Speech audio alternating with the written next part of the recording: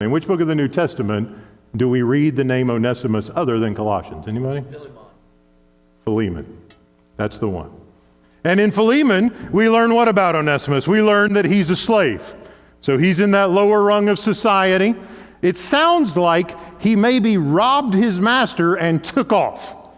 Master's name is Philemon. That's who the letter was written to. And Paul and Philemon are, it looks like, peers. They relate to each other. They're partners. Paul considers Philemon a partner in the gospel ministry. If this is not fresh on your mind, you can take about 5 minutes and read the letter this afternoon after your lunch.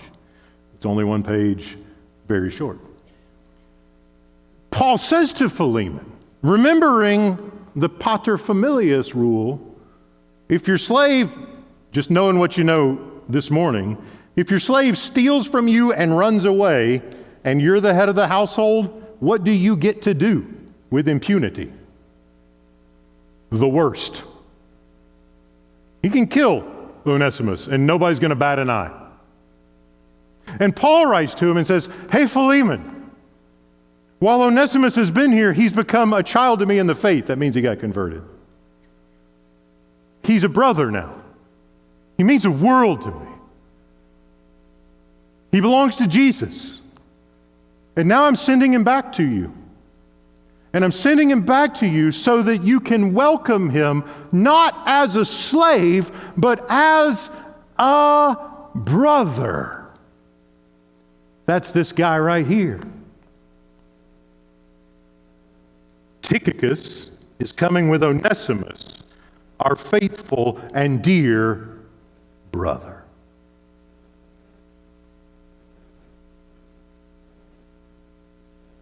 That doesn't happen anywhere else in the Roman Empire. Nowhere does a master welcome a disobedient slave as a brother, as an equal, as a peer. That's the power of the gospel in an empire that was ultimately concerned with the rights of the head of the household. Not only does it tear down ethnic boundaries and animosity,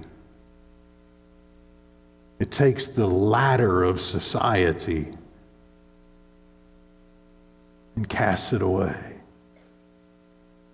It says if you've been joined to Jesus and he's been joined to Jesus, whatever the empire says, you're brothers. And you belong together. And you look out for the interests of the other. That's what we miss if we skip the last little bit. We miss this lovely glimpse of a community in Christ where people who were once enemies have come together in shared mission, prayerfully devoting themselves to the advance of the gospel.